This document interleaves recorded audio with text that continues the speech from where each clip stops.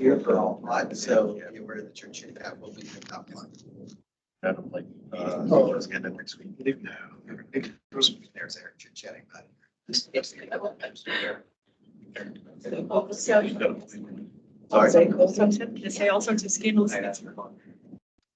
Good morning. Good morning. Morning. Good morning, everybody. I'd like to call the Planning and Stakeholders Relations Committee meeting for March 14th to order. I'd like to start out with roll call. Would committee members like to identify themselves? Stephanie Turman.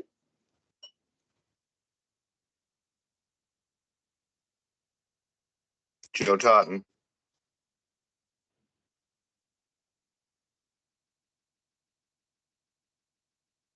See that there's just myself and Stephanie are the committee members on the call. Would other board members who haven't already identified themselves like to identify themselves? Jeff Litwin.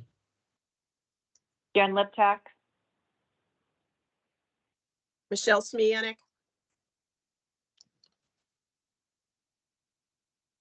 Okay, thank you. The second item on the agenda is the approval of the March 15th minutes. Are there any corrections or changes to those minutes?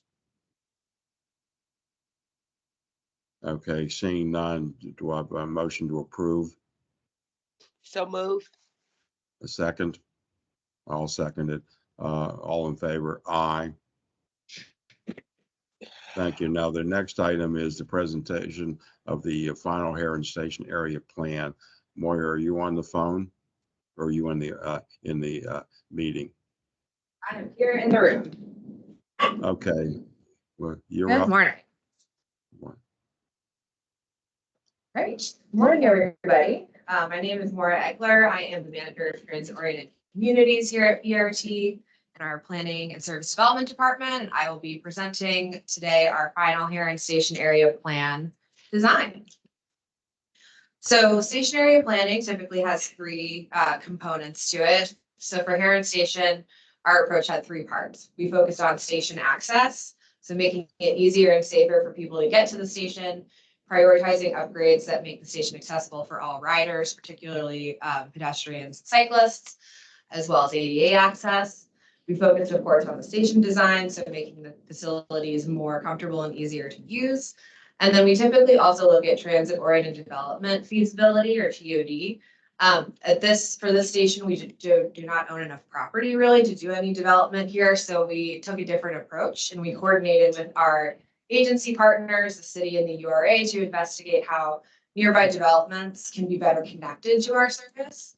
And how we can also create, help identify goals for the community for future TOD off-site. So just to orient everybody, one of the things we heard a lot about in community engagement was that people don't actually know where Heron Station is or what it is.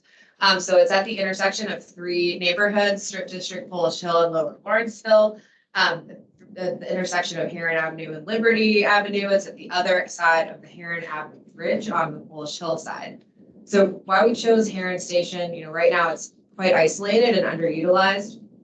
The area around it, as we are all familiar, has become attractive for new development. This creates potential for new ridership. And so PRT, along with our community partners, want to make transit a safe, comfortable, and easy choice for new residents, employees, and visitors. And so those were kind of the main goals of the plan. We did a lot of community engagement over the last year. We had a great steering committee that featured four neighborhood organizations: Polish Hill Civic Association, Lawrenceville United, Lawrenceville Corporation, and Strip District neighbors, along with our other kind of city and government partners. So they were instrumental in helping us create these designs. We also met internally several times with our Transit-Oriented Communities Committee, which is an internal PRT committee. We had 12 meetings and pop-ups throughout the neighborhoods over the course of a year. 5 online public meetings, and we also had a very active, engaged website that had a lot of lively discussion and great participation. So moving on to the station design, this is kind of an aerial view of the design for Heron. we have 5 really key design elements that we're showing in the plan. So number 1 shows street level plaza at Heron Avenue, which will be a public plaza with longer street frontage to increase the visibility of the station. And it'll include bike parking and a bike share station, as well as seating and ticket vending machines. For number 2, we have created a new ADA ramp to this down to the platforms. This will be 10 feet wide. It'll be ADA compliant with integrated landings throughout the ramp, so you can stop and take a break. You can shelter if you need to on your way down. Also, we will have new inbound and outbound platform stairs that will be covered by canopies as well.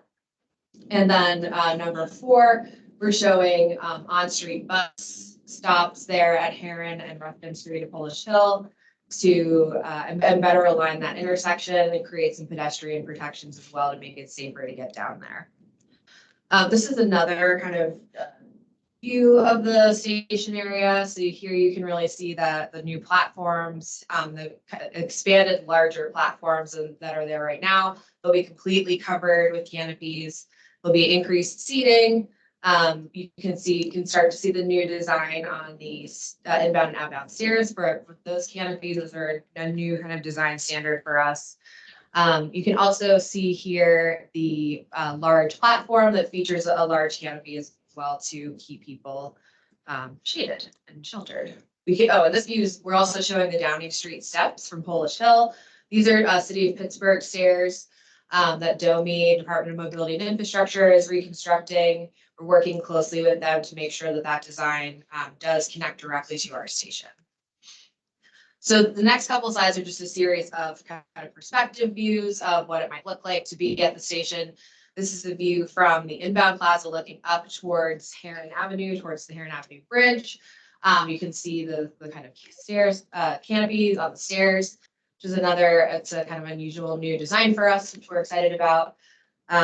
We can see here a kind of a cross section of the busway and some example images of what some of these might look like. The plaza canopy be similar to kind of what's at Negley Station right now, as well as the platform structure and seating, and concrete ramp and planting kind of throughout the site will be low maintenance, but still landscaped to create still a feeling of green space. And then this is looking up towards Heron Avenue, kind of on the actual ramp itself, on the far end of the ramp, looking up at the new plaza and down at the new station platforms there. You can also see some of the landscaping we're proposing to preserve trees in some cases and plant new ones as well in other cases. This is this view from on Heron Avenue, looking at the station. You're looking up towards Polish Hill. There's also opportunities for public art throughout the station area.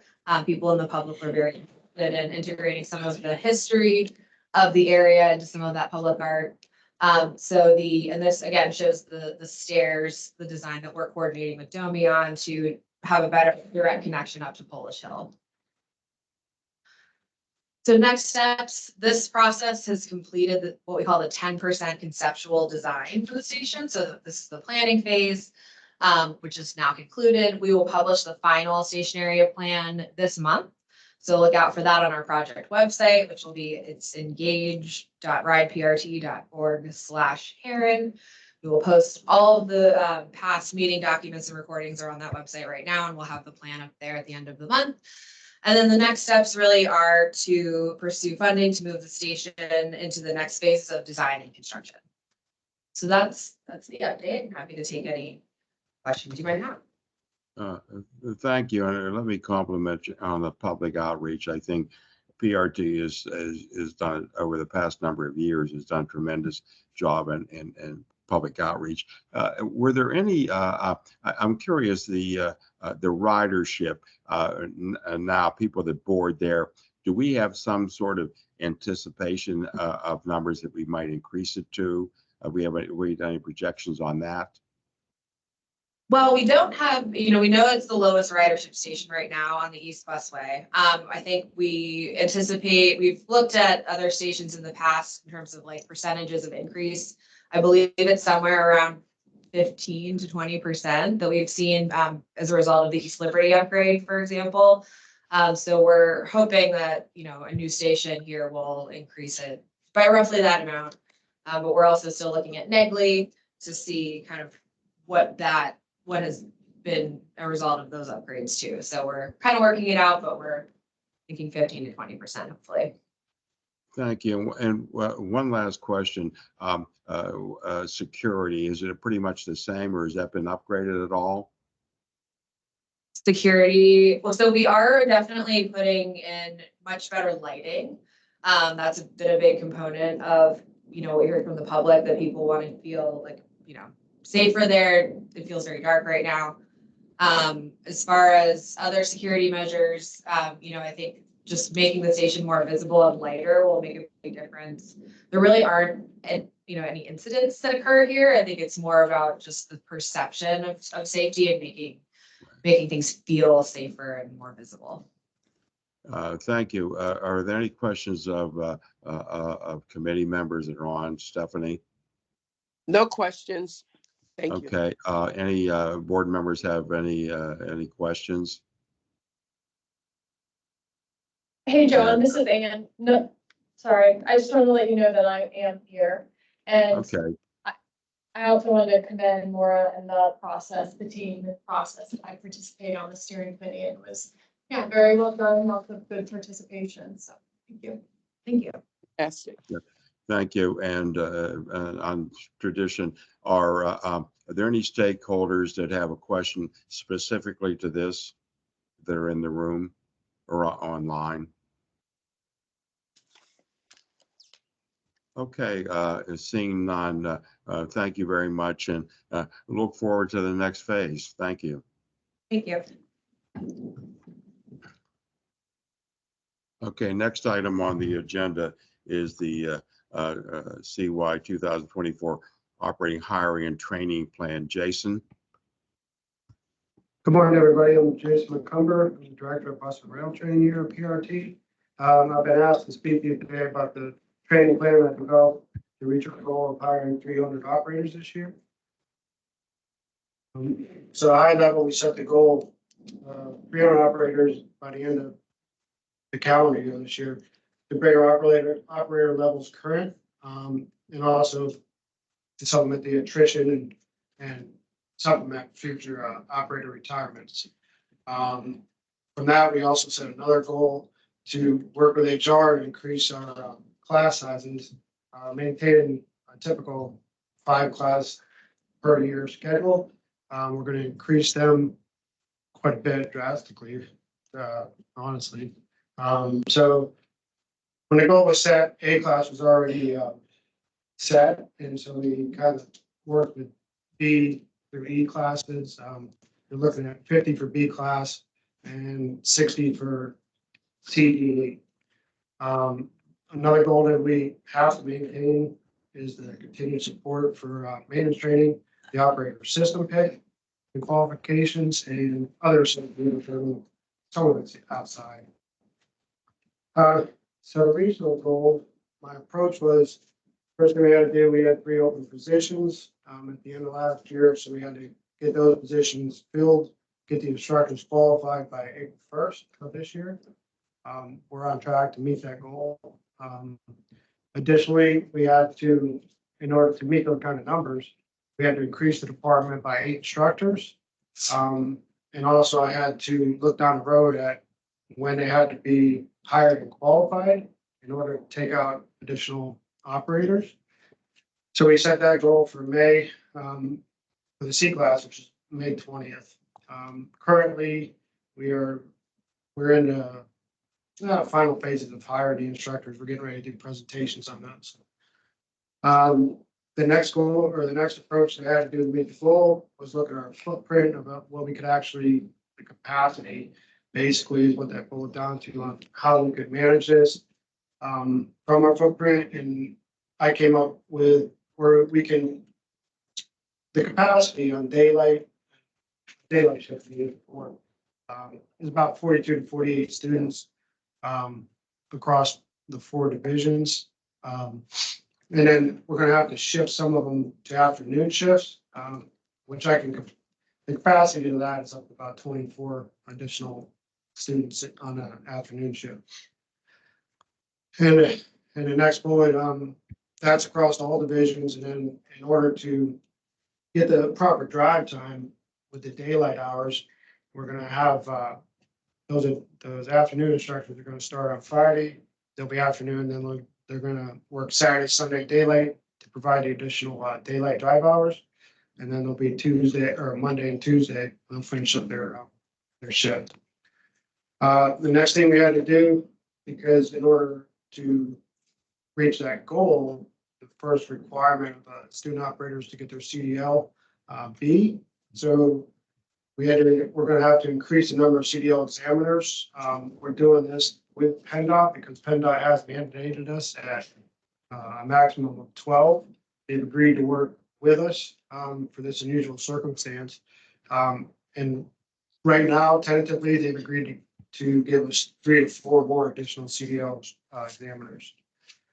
And lastly, we utilized Armor. We're going to utilize it a little bit more. We put an additional skills lot up there last year, so now we can basically it facilitates CDL testing in a much more efficient manner, rather than split it from Harmer to South Hills Village, where at last year they only each had 1 lot. Now we have a CDL, 2 CDL skills taking lots at Harmer.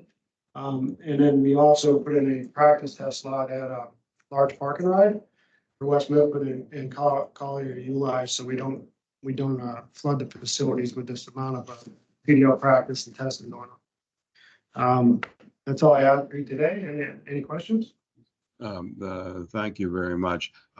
Just curious, in trying to recruit additional drivers, do we engage the union in that? Do they help us identify anyone at all, potential drivers or even mechanics?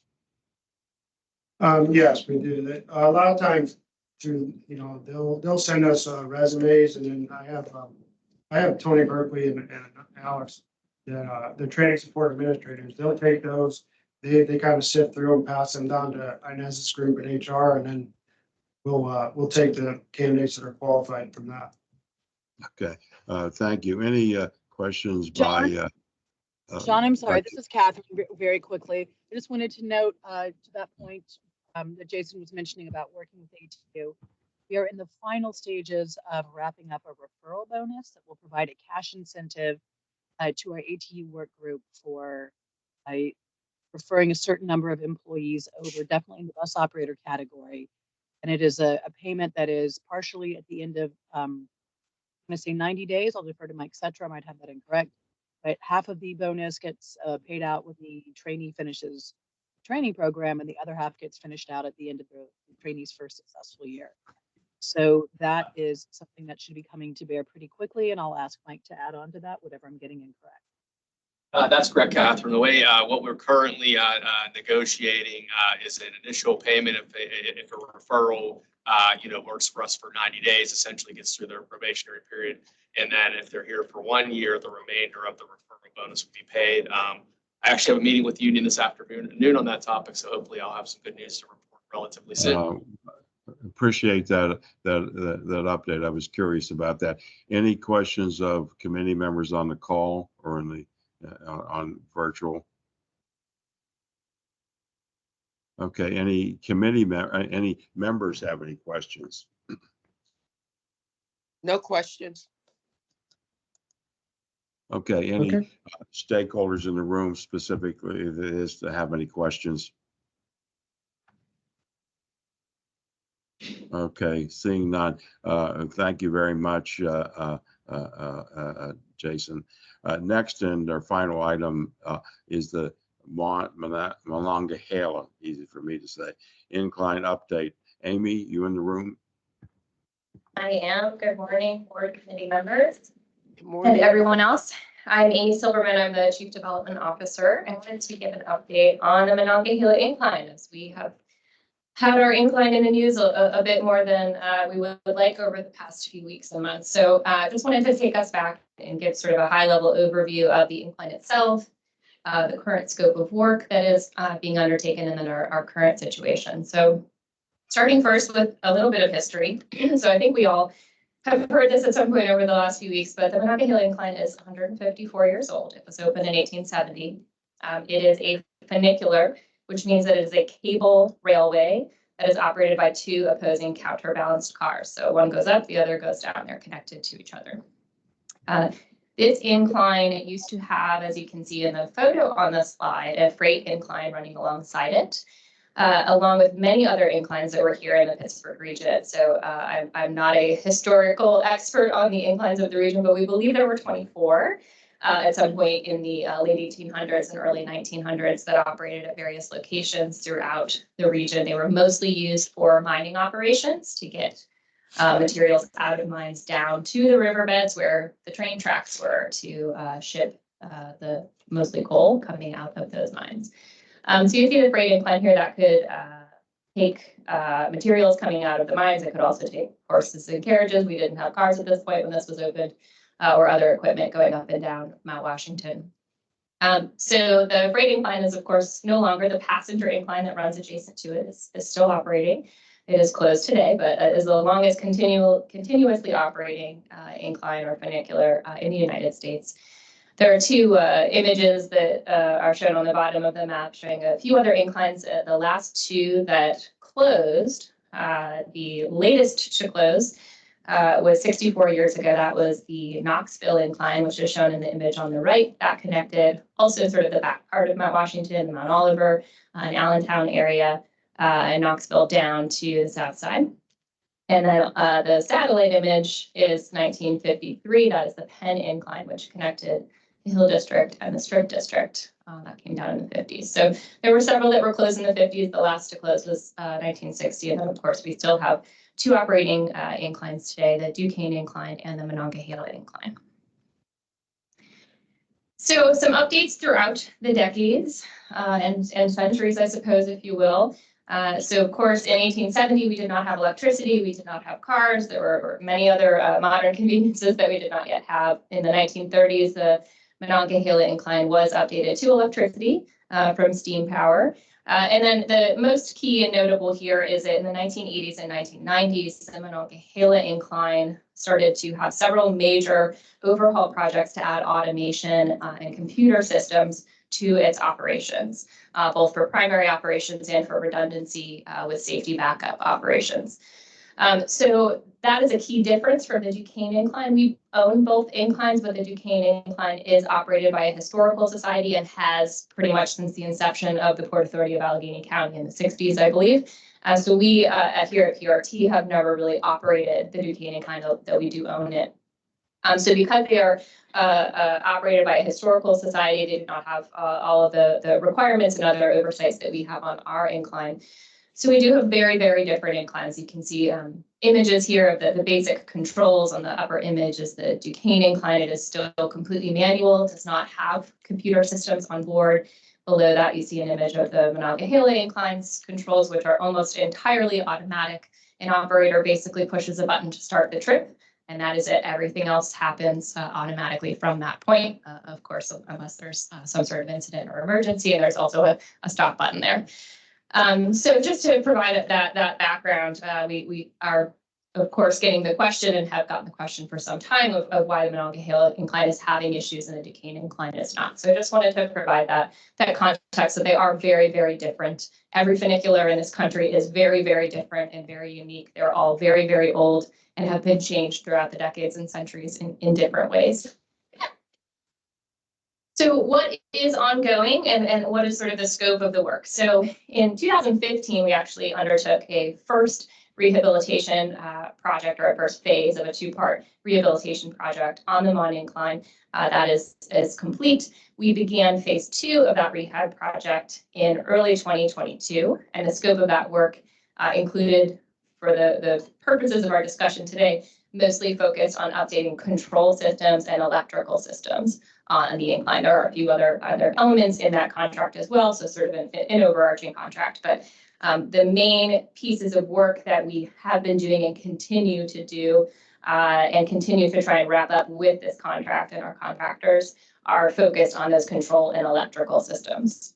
So since our initial reopening of the phase 2 work, which was a major long-term closure of the Monongahela incline in fiscal year 2023. We have had several short-term and moderate-term closures of the incline related to electrical and software components on it. So the contractors are still actively working through this contract. We have not accepted the work or closed out the work with them and accepted it and brought it back into our hands. So that is still ongoing. And our contractor remains responsible for those ongoing issues and is present and actively working through those with us. So a recap on the recent closures. So on January 2nd, we had a failure of the electrical and mechanical systems that slow down the cars as they enter the upper and lower stations. While fixing that speed issue, we found some additional door safety issues that needed to be updated in the coding in the software for the incline. The incline actually has 18 doors, which sounds a little crazy, but for those who've ridden them on the incline, each car has 3 doors in it, and there are 2 cars. So there are 6 doors on the 2 cars themselves. And then each upper and lower station also has 6 doors, 3 on each side to also open and close with those cars as they come into the car houses. So there are 18 doors. They're all 154 years old to some extent, or some components or structures thereof. They are all slightly different sizes and shapes at this point because of their age, and so they all require unique individualized coding. That is a very time and labor intensive process for us and was one of the main reasons that January closure took as long as it did for us to get back up and running safely. There's a flow chart on the right side of the slide that sort of walks through what that software process looks like when we find an issue. It is an iterative process for those who are software coders or developers, which I am not. I have dabbled in it a little bit before, and it is, can be a frustrating process, and that something as simple as missing a comma can mean that your entire code does not run. So it's iterative. You have to develop a solution code. You have to write that code. You have to test that code in a virtual environment. Which our contractors have a completely built out non-inclined virtual environment that they test in, and then they come on site to test in the real environment. And at any point in the virtual or real environment, we find an issue, we go all the way back to about square 2 and start everything again with updating that code. So just to, again, provide a little bit of context for how complex this system has become over the decades. In February, we had a short-term closure a few days after reopening that also had to do with the doors, but it was a pretty quick fix for us. It was an electrical component. And our current closure, so of most interest today. So last Tuesday, we had a brake resistor and motor controller that had failures. These were unexpected and also at this point still unexplained. So we have repaired them. They were relatively quick repairs, but because especially the motor controller, which is a variable frequency drive, an industrial strength one, I am told are very uncommon for these to fail. We want to make sure we understand why that failure happened so that we can mitigate any external or internal issue that may have resulted in that failure so that we do not reopen and immediately have a failure again. So this has been a week with a lot of hands and brains looking at the data, looking at these issues, both our own engineering teams, our contractor, which is Westmoreland, and their subcontractor, Elcon, have been looking at it. We have additional third parties with our engineering teams that are looking at this data as well.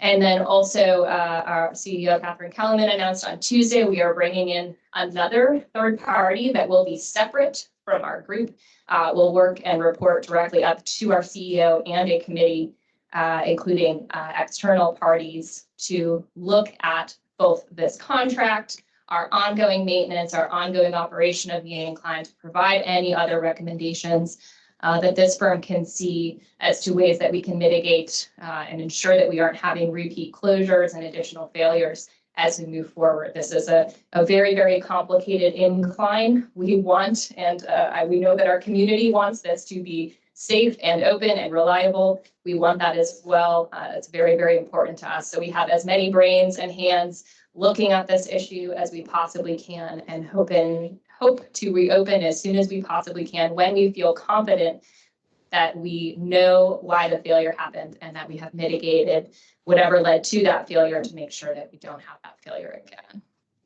So of course, safety is always our number one priority with anything that we are doing in all of our systems. So really focused there, but also wanting to make sure that we are doing something more moderate and longer term to ensure that we have trust in the community that this incline is here to stay and here to operate. And if for whatever reason we get to a point where at some point in our future that is not the case, that we continue to move down pathways to know what our future is here on the Monongahela incline and connecting to Mount Washington, so that we have something that is important and cherished with the community, is an important tourist destination, of course, as well, an important connection for people to get to work to every day, and something that we can all rely on. So once we are ready to reopen, we will call for the Pennsylvania Department of Labor and Industry to come out and do their inspection, which they did for our January closure as well. And then we will have to pass that inspection before being able to reopen. So I already mentioned, I jumped the gun on this slide, I already mentioned our third-party reviews, both internally within our engineering teams here and also externally with our CEO and that independent committee.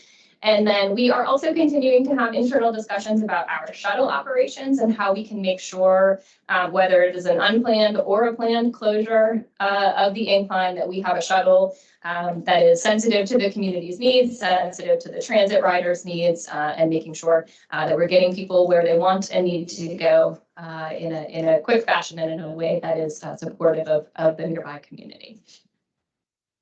So I believe that is it from me. So I'm happy to take any questions. Thank you, Amy. It's now, there's not been any similar issues with the Duquesne incline, right? Even though we own it, but there's not been similar issues. Have there been? I mean, I think you said there weren't, because I've not read anything or seen anything on it. So it seems like it's operating, it's still operating well. Yes, that is our understanding as well. We're not aware of any recent closures with the Duquesne incline. And I will just reiterate that all of our recent closures have been due to issues connected to software, which the Duquesne incline, as far as we are aware, really does not have. So much for technology. Other question is that I've heard people comment about they feel a little unsafe. Have we, in these closures, anybody been stuck on the incline? I'm not sure I've read anything on that at all. I mean, that's what makes people nervous, that they're going to get stuck. Yes, so I believe one of our closures last summer, we did have the incline cars that did stop in the middle of the tracks. And I believe that was for about an hour or so before we were able to be back up and running, before we could get those passengers safely off. I will note this incline, one of the beauties of the software and all of the technological updates are that we have many redundant systems in place for safety. So I think that's a double-edged sword, as it creates more things that can break. But when things do break, we have several other systems in place to provide backup so that we are completely safe for all of our riders. So that's our primary objective here. We do believe the incline is very safe. So safe and with so many redundant systems that we are fixing things more than we would like.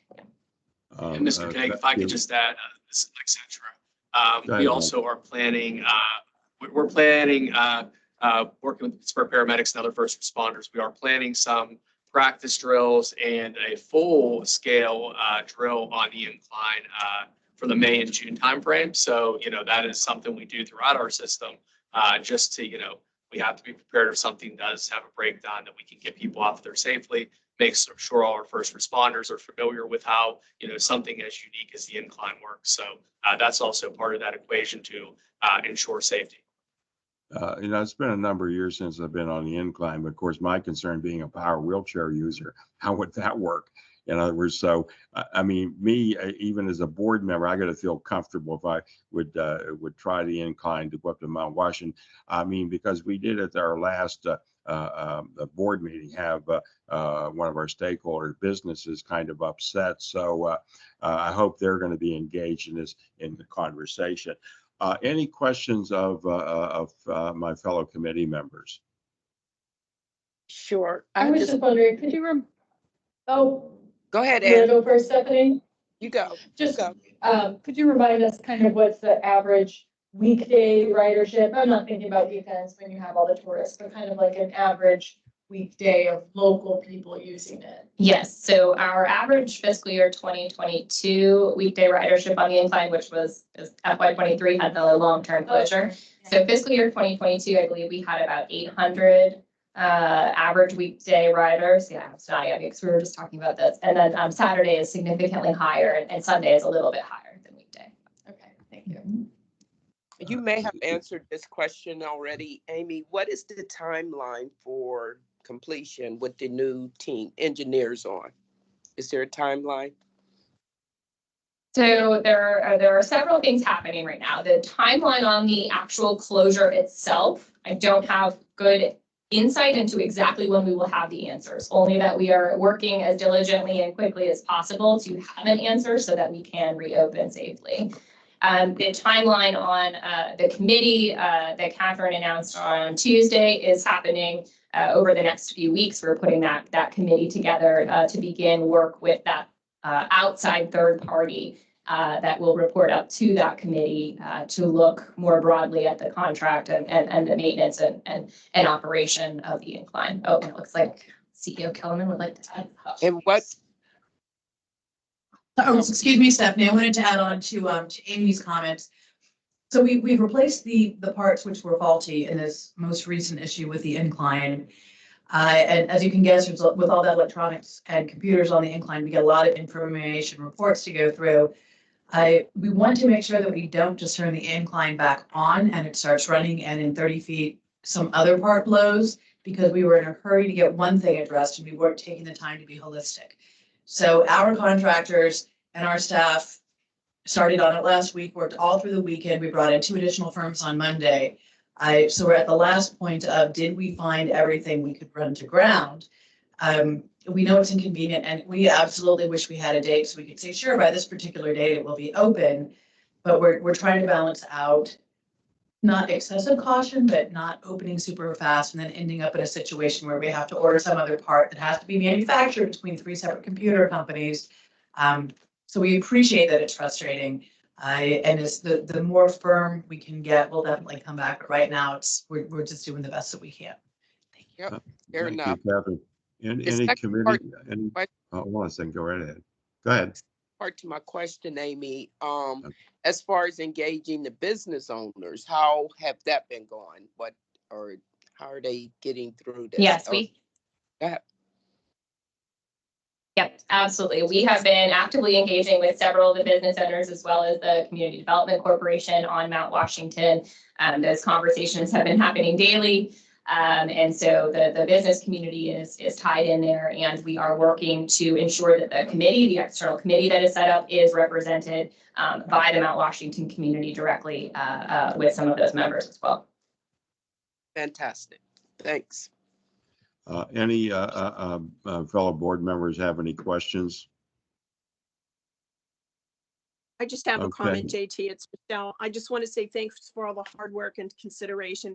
And Amy, great historical explanation because it is an important part of Pittsburgh's history. So I appreciate all the efforts going into it. And John, I love riding the incline. So, when you're ready, we can go together. I'm going to wait for a little bit. No, just kidding. My sister was in from Philadelphia. She lives in Philly a couple of weeks ago, and I was going to insist that she ride the incline. But I didn't do that. I think I knew better. Anyways, final. Are there any stakeholders that have any questions specifically to the incline that are in the room or on virtual? Okay, seeing none, the last item is, do I have a motion to adjourn? Thank you. Motion. Okay. Thank you. And so the meeting stands in adjournment. Next is the Finance Committee meeting. Thank you. We'll get started here momentarily.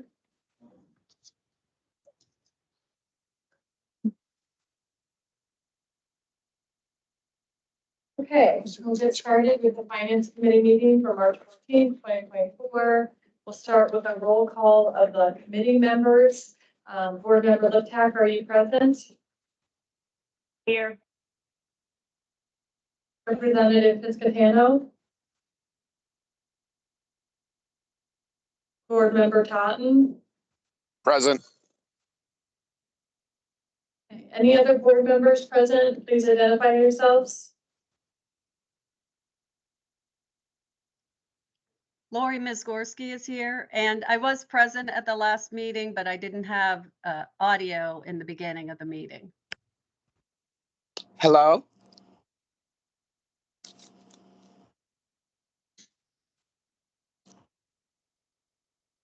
Michelle Smee. Any other board members? Stephanie Turman?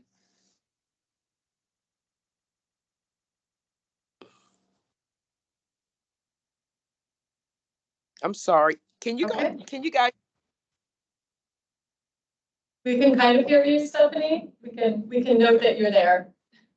Okay, thanks. Thank you.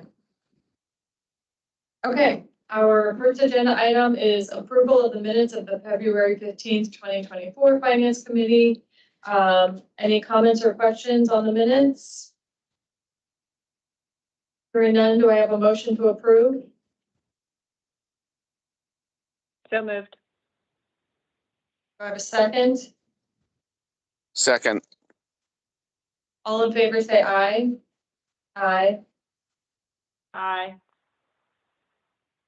Opposed? All right, the minutes are approved. Our only other agenda item for today is a review of the February 2024 financial statements. Dominica? Good morning, Madam Chair and other board members. My name is Dominica Brown and I'm the Chief Financial Officer. For February, passenger revenue has continued to move upward as planned, as expected, with a slightly lower amount in February due to lower ridership because February is a shorter month. Our revenues for the month of February are about $600 million lower than budgeted amounts, and that is primarily due to lower fares, with interest income still higher than budgeted.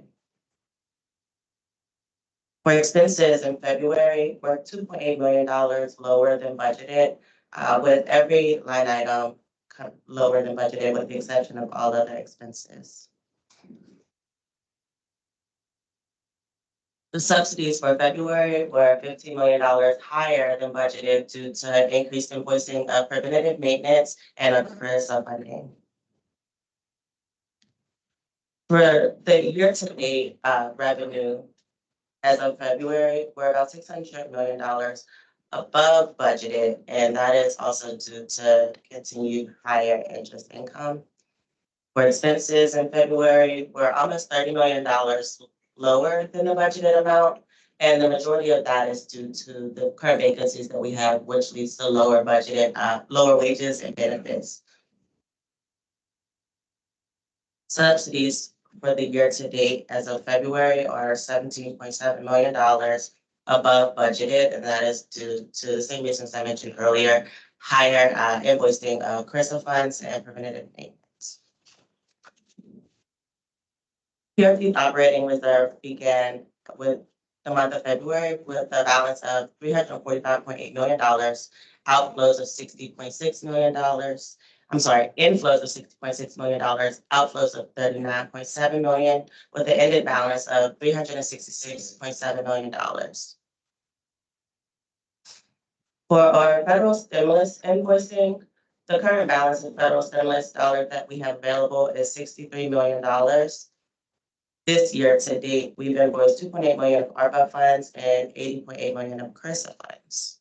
And that is all that I have for today. Are there any questions? Any questions from committee or board members on the financial statements? Thank you. Thank you. All right, that was our only agenda item. So do I have a motion to adjourn?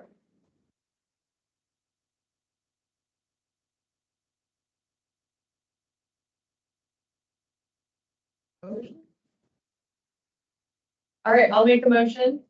We are adjourned and we will see you in April. Thank you.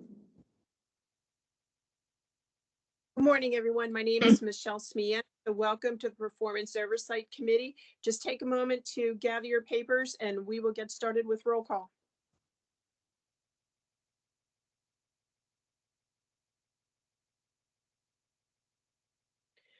So good morning. It is 9:15 a.m. I'm going to call the meeting to order. And so we're first item is roll call. So our members of committee, Lori Magorski, are you here? Yes, I'm here. Okay, I know you had audio issues. I can see you on the monitor. And Representative Nick Piscatano, are you present?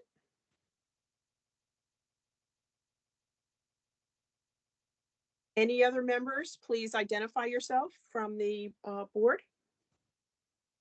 John Tagg. Anna Warwick. Jen Liptak. Great, thank you very much. Our first item of business this morning is approval of our meeting minutes from February 16th. Could I, do we have any changes or corrections, first of all, to our meeting minutes? Hearing none, could I No. have a motion to approve? Okay, thanks, Lori. Could I take that as a motion to approve? Yes, And I so will- moved. Thank you. And I'll second that motion. All in favor to approve the minutes, please say aye. Aye. Any opposed? Any opposed? Motion carries. Thank you. We're kind of having a timing error issue this morning with our responses on there. So moving forward to item 3 on our agenda, we're starting with our proposed resolutions. So Keisha, I see there you're ready to go. Is that you standing there this morning? I'm leaning in to see. Yes, Madam Chair. Good morning. All right, we are ready now for our bids with our first resolution. Thank you and good morning. Thank you. Again, good morning, Madam Chair, honorable members of the committee and the board members. We have 9 items to present for resolutions this morning. The first one is for a tie extractor machine. It was bid 23-1285, which was advertised publicly in e-business. We sent out notification to 1,008 suppliers. 2 of the suppliers accepted the invitation and 1 bid was actually received. This was for the providing and delivering of equipment, labor, training, and supervision to deliver and make operable 1 tie extractor / inserter machine utilized for PRT's trackway department in the maintenance of its light rail infrastructure over a 13-month period with no renewal options available. In accordance with procurement policy and procedure, when a single bid is received, procurement's due diligence is to provide a single bid survey, which was conducted. And the response from the suppliers where they were unable to meet the requirements within the typography and the narrow passageway that is required for this particular usage of this item or this equipment. So procurement recommend that a contract be awarded to the lowest responsive and responsible bidder, Knox Kershaw Inc., in the estimated total of $365,400. There has been no previous purchase of this equipment. However, the staff determined that the pricing to be fair and reasonable and consistent with the funds budgeted. The next item is the equipment cleaner. This is B240101A. It also was publicly advertised on e-business and 618 suppliers were notified of the bid opportunity. 5 suppliers accepted the invitation for bid and 3 bids were received to furnish and deliver equipment cleaner and aerosol spray cans utilized in the maintenance of PRT's mechanical systems and vehicles over a 2-year period with no renewal options available. 1 bidder was unable to meet the specifications in accordance with section 2.1, the technical data, which states no solvents on EPA's toxicity list or class 1 ozone depleting chemicals are permitted. Therefore, procurement recommend that a contract be awarded to the lowest responsive and responsible bidder, his company Inc., in the estimated amount of $1,092,200. This price represents a 2% decrease over the previous contract price for the items 2 years ago. Staff has found that these pricing to be fair and reasonable and consistent with the funds budgeted. Our next item, number 3, is coach radiator assemblies. Bid B2401-06A was publicly advertised on eBusiness. There were 232 suppliers notified of the bid opportunity, and 4 suppliers accepted the invitation to bid. PRT received 4 bids to furnish and deliver replacement radiator assemblies and drop-in replacement radiators for Cummins diesel engine and PRT's bus fleet for 1 year period with no renewal options available. This is a 5-line item solicitation. 2 bidders were unable to meet the specification in accordance with section 2.0 technical data of the solicitation. Subsection 2.5, 2.6, which requires that the proposed equal products have been previously installed within the last 4 years on urban transit bus equipped with 2011 or newer Cummins ISL or L9 diesel engines for a minimum of 24 months, usage and or 100,000 miles, and that the bidders shall provide a current list of 3 references, identifying transit companies that have successfully installed and used the proposed parts and urban transit buses equipped with the specified Cummins engine. Neither bidder could provide the documentation that proposed products have been previously installed on a transit bus for 24 months and or 100,000 miles. Therefore, both apparent low bidders for line item 3 and line item 4 were found to be non-responsive and ineligible for award. Subsequently, the procurement office recommended that the award be, the contract be awarded to the lowest responsive and responsible bidder for all 5 line items, which is Gillick LLC, in an estimated amount of $481,149.89. The price for line item 1 through 4 represents a 7% increase over the previous contract price for these items 1 year ago. There has been no previous contract or solicitation for line item 5. Staff has determined the pricing to be fair and reasonable and consistent with the funds budgeted. The next item, number 4, B2401-07A, was also publicly advertised in eBusiness and were distributed to 469 suppliers, notifying them of the bid opportunity. 4 suppliers accepted the invitation and 4 bids were received by PRT to furnish and deliver 150-pound RE, that's railway engineering, steel rails, a type of rail that is approved by the American Railway Engineering and Maintenance of Way Association to withstand heavy loads and high traffic volumes in the railroad systems. The rail will be used by PRT's trackway department in maintenance of its light rail infrastructure over a 120-day period with no renewal options available.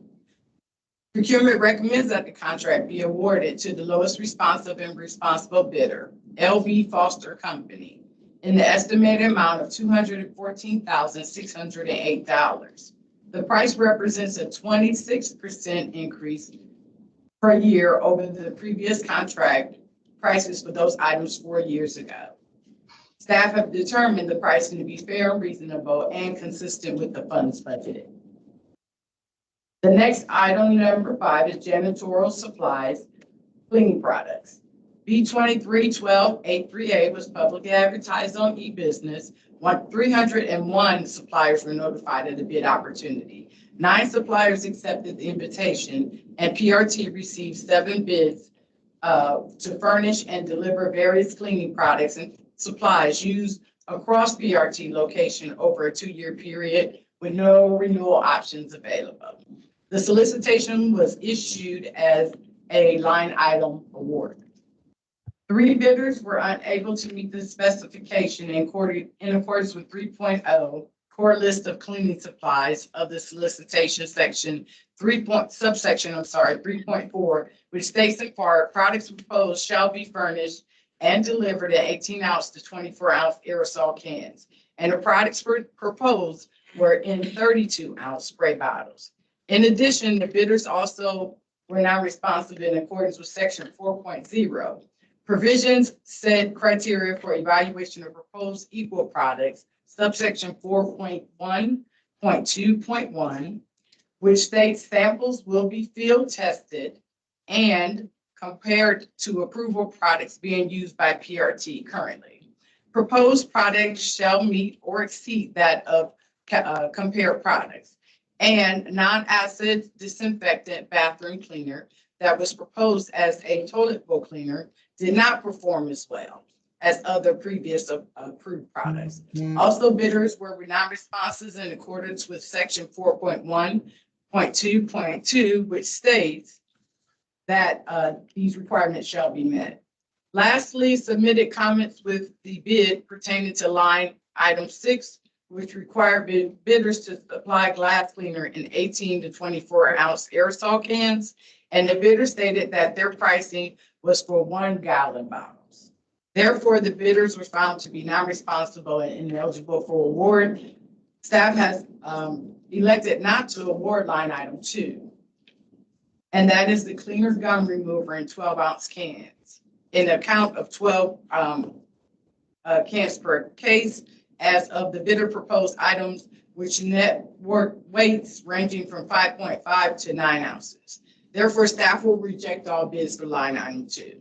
The recommendation from procurement is to award the contract, the multi-award contract, to the lowest responsive and responsible bidders for the following items.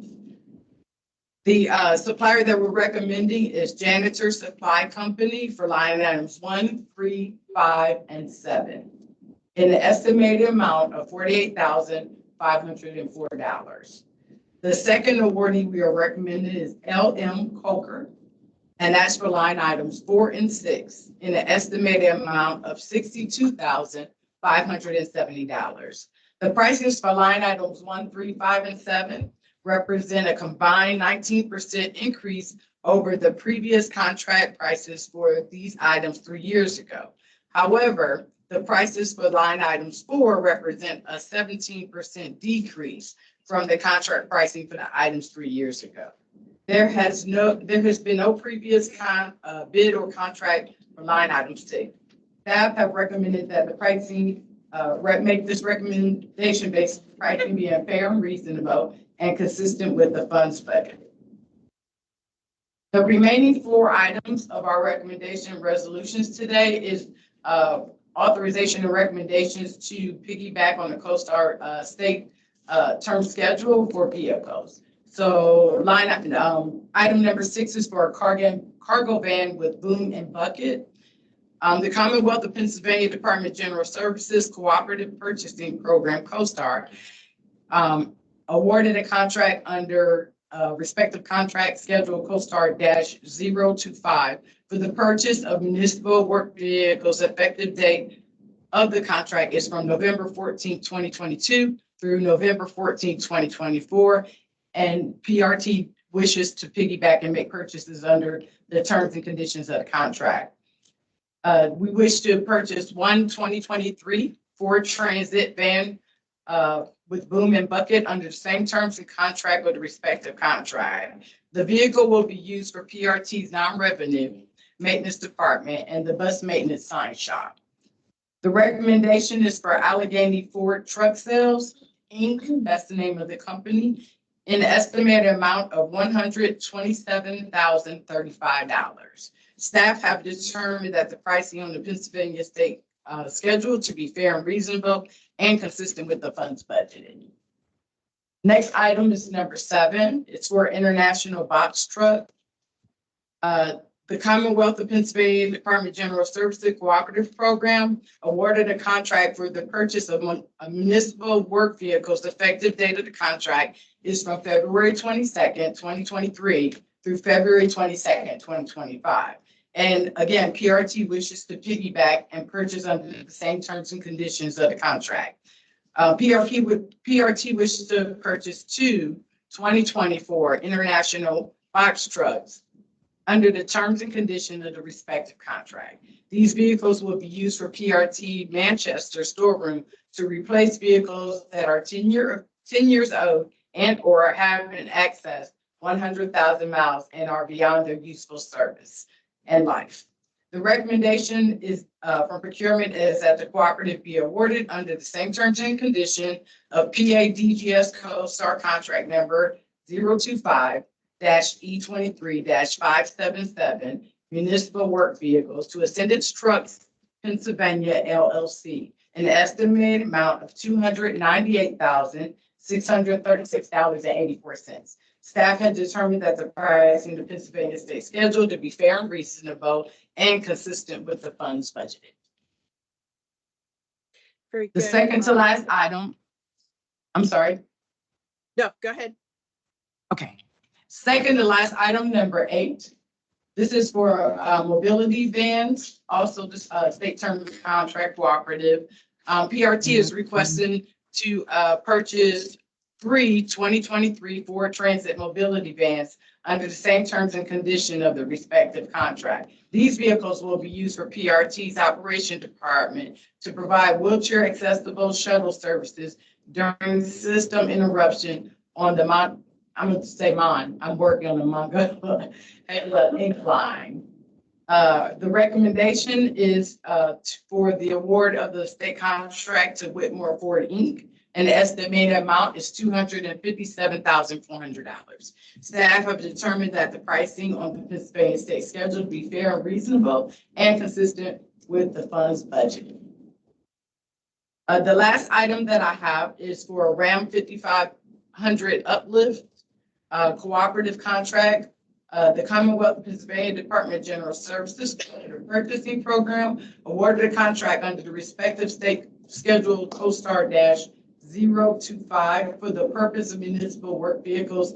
Effective date of this contract is April 11, 2022 through April 11, 2024. PRT wishes to piggyback and purchase under the same terms and conditions of the contract.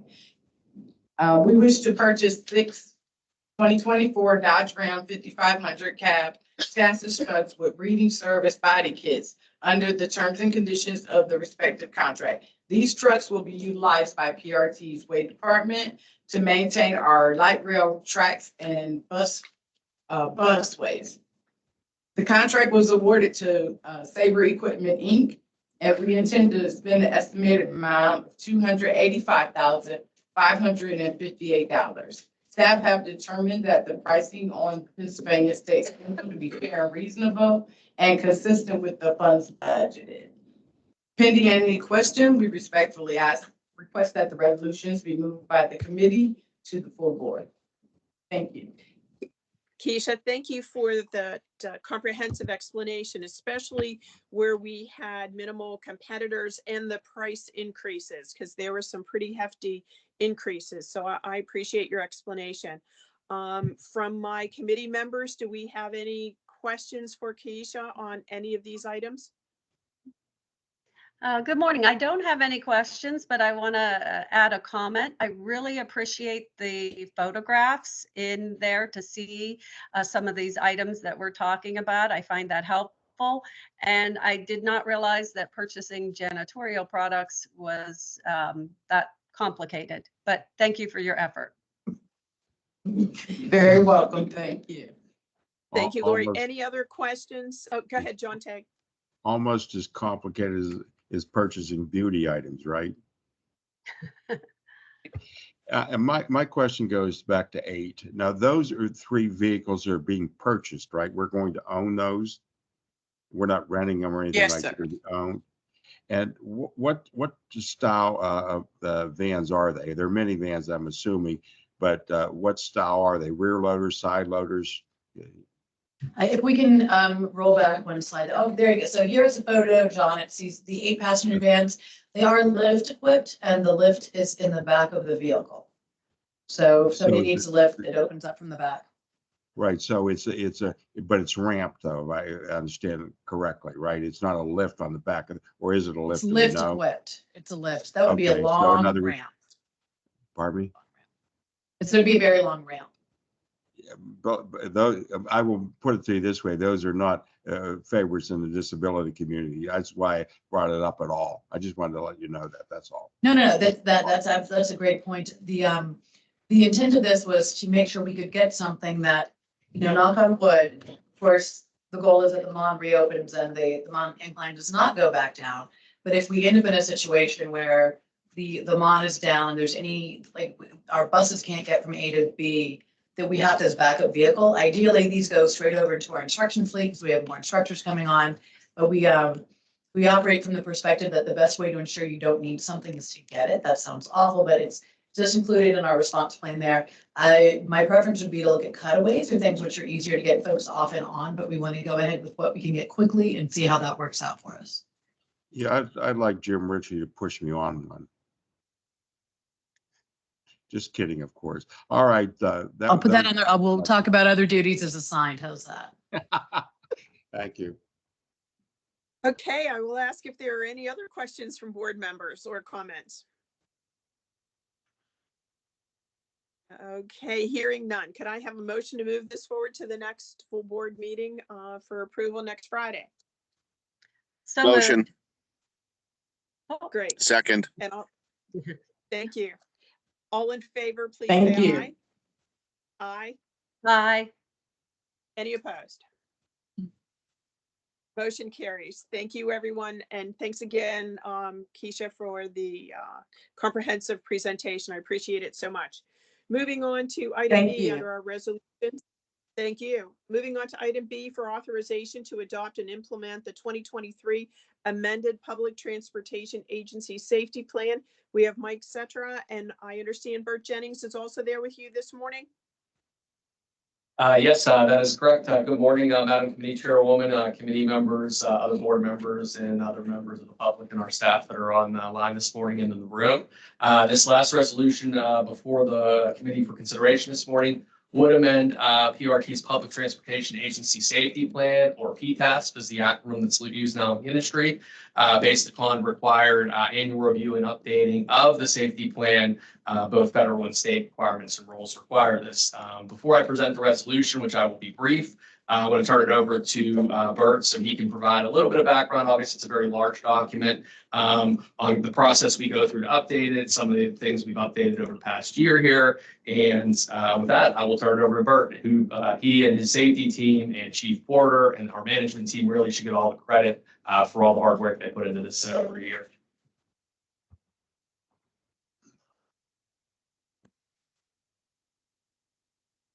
Thank you, Mike, and good morning to everyone in attendance here, Madam Chairwoman of the committee, and all committee and board members. It's a pleasure to be here to address you today.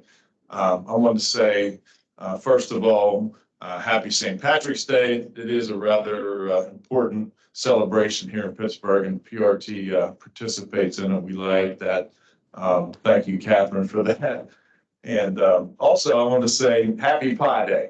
And that's not apple pie, that is pi, the mathematical constant. So it's 3.14. Thank you. Okay, so here we go with the PTASP. As most of you probably recall, the original PTASP was authored and adopted in July 2020. And so we're coming up on 5 years very soon. MAP 21 laws that began coming out in 2016 and 17, and those were 49 CFR 673 and 49 CFR 674. They required a change in transit agency safety plans. We went away from the System Safety Program Plan and went into the Public Transit Agency Safety Plan. That also required that we switch safety systems. Prior to PTASP, our way of doing safety was actually called system safety. The new one is SMS, or safety management systems. So that all has been incorporated into PTASP since 2020. So following the board approval and final PennDOT State Safety Oversight manager approval at the time, the PTAS was issued agency-wide on July 9th, 2020. And PRT was the first transit agency to have its PTAS approved in the Commonwealth of Pennsylvania. We were quite proud of that. We beat SEPTA. A little bit on the PTAS and SMS. That SMS, or Safety Management System, provides a system-wide approach and really wants cooperation, not only from management, but from all representative employees alike. And they play a key role in our committees, and as they always have been, but now every safety committee we have has a 50-50 representation of ATU represented and management personnel.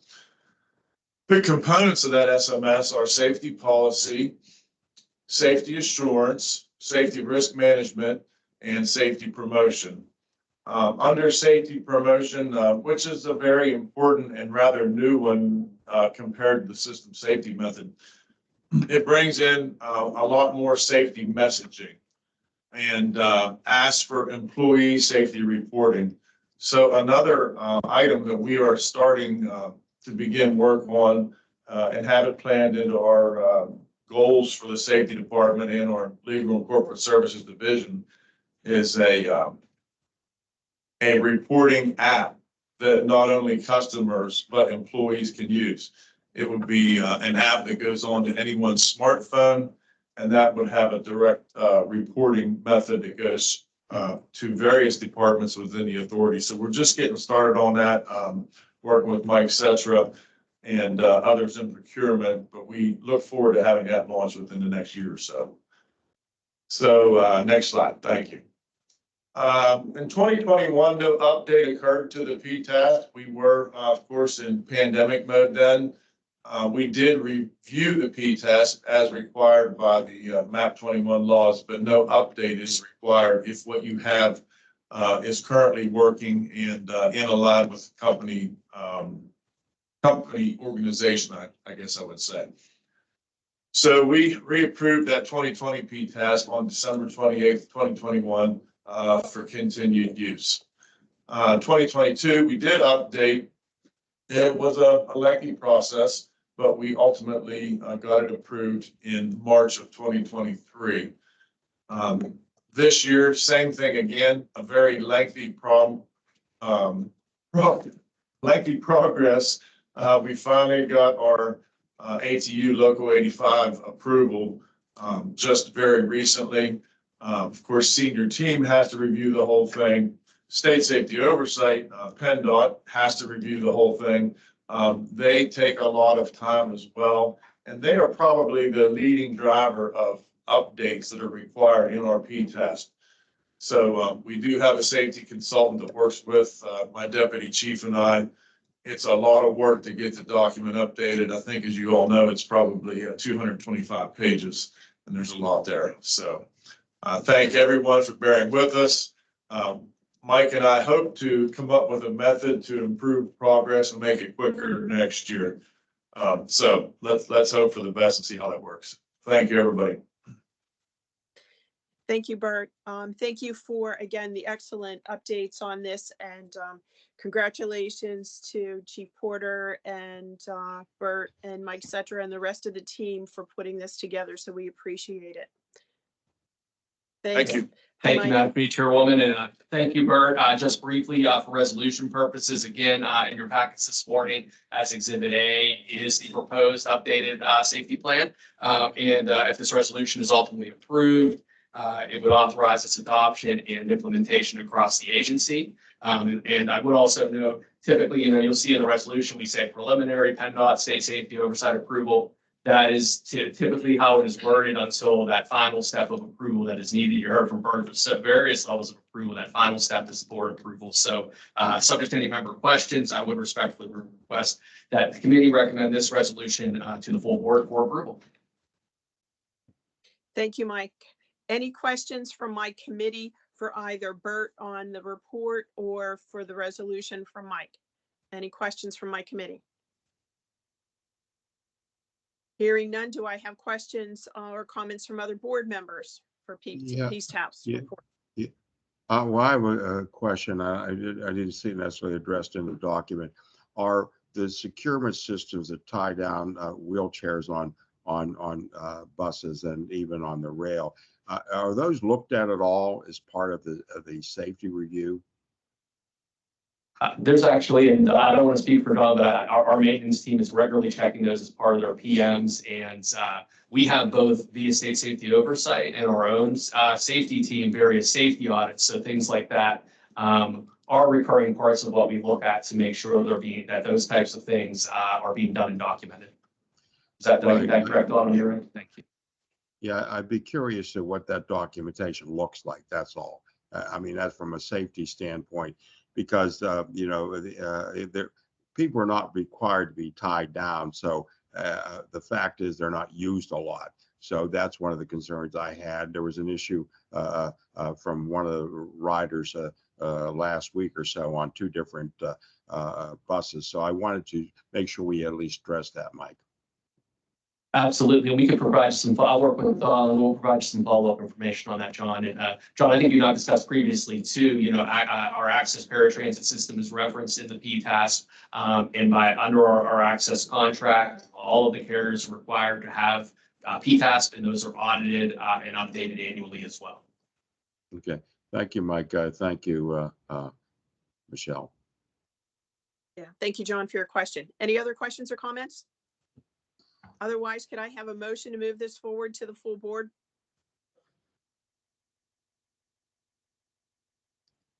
So I'll make moved. them- Very good.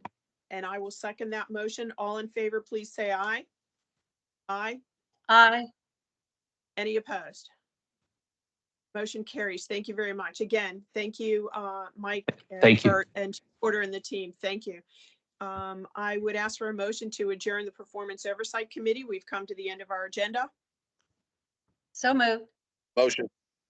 We'll second that. Thank you. And that concludes the Performance Oversight Committee.